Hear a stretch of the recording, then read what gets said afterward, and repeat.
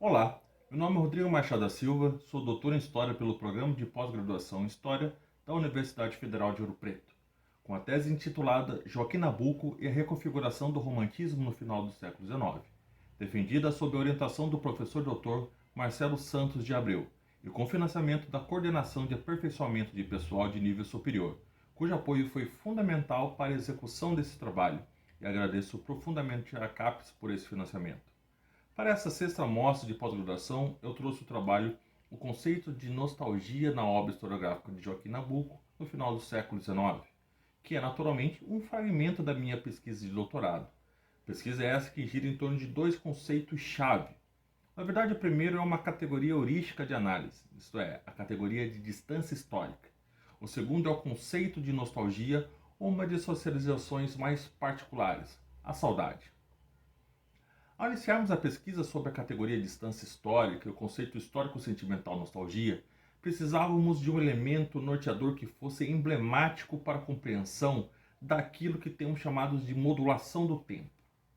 Esse elemento deveria ser capaz de convergir ideias, discursos e formas fortes o suficiente para entendermos a complexidade e a porosidade da cultura histórica e historiográfica brasileira nos finais do século XIX, sobretudo ali na passagem entre a monarquia e a república.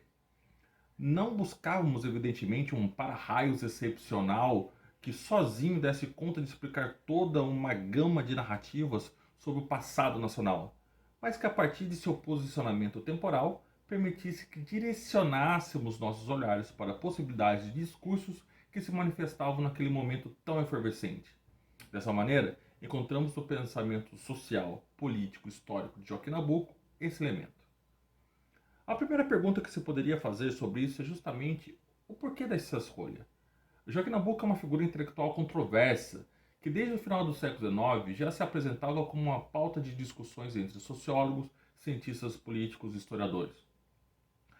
Há uma vasta bibliografia sobre seus escritos, discursos, ações políticas e sobre a sua própria vida.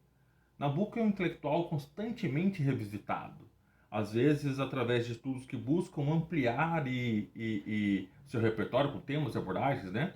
E outros que não apresentam elementos tão novos assim. Afinal, com uma obra tão vasta e densa e ainda bastante relevante, é quase impossível não retransitar por alguns caminhos. Enfim, colocar Nabuco em evidência é flertar com mais do mesmo. Não é o nosso caso. Trouxemos para essa pauta a interseção entre estudos nos campos da teoria da história, história da historiografia e história das emoções, onde podemos verificar onde podemos verificar algumas de nossas hipóteses em relação ao fazer historiográfico, sobretudo em um momento em que a historiografia como ciência não estava plenamente definida. E a nossa hipótese principal diz respeito à manifestação das forças emotivas da história. Tradicionalmente, a historiografia como atividade cientificamente conduzida bebeu na tese de que o historiador deveria ser plenamente imparcial e objetivo no que se refere à representação do passado. O pesquisador, a princípio, deveria se distanciar temporal e sentimentalmente do objeto estudado, a fim de não contaminar a pesquisa com suas paixões e posicionamentos ideológicos. Mas a história, como uma ciência da humanidade, é essencialmente humana. E o que eu quero dizer com isso?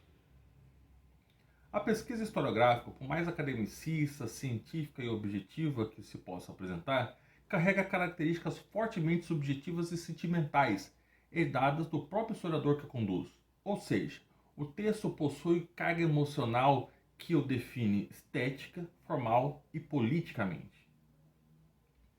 No século XIX, onde as fronteiras entre memorialismo, história e literatura são bem porosas, esse elemento nos parece bastante evidente. Joaquim Nabuco compôs dois livros que nos ajudam muito a pensar de que forma essas forças emotivas se manifestam. O Estadista do Império, originalmente publicado em 3 volumes no ano de 1898, e Minha Formação, de 1900, são, além de peças primordiais para a compreensão sintética do regime monárquico brasileiro, são manifestos políticos de Nabuco, uma espécie de enfrentamento reacionário desse intelectual que viu seu projeto reformista de anos anteriores perder espaço à pretensa modernidade republicana que se manifestava no limiar do novo século. O primeiro livro, uma vasta bibliografia de seu pai, o magistrado, deputado e senador José Tomás Nabuco de Araújo, e o segundo, sua autobiografia, expõe a trajetória familiar e pessoal de construção da identidade e política imperial, por parte do pai, e da luta abolicionista, por parte dele mesmo, como bases fundamentais da modernidade brasileira. Para um estadista do Império, Joaquim Nabuco utilizou um corpo documental vasto que toma forma pessoal à medida em que liga a história do Império com sua própria história, a própria história de sua família. O elemento nostálgico surge aqui diversas vezes, seja em forma de saudade, lembranças emotivas de um passado concreto, seja através de uma projeção nostálgica, de um projeto político que ocupou um determinado espaço entre as décadas de 1870 e 1880, mas que perdeu vigor.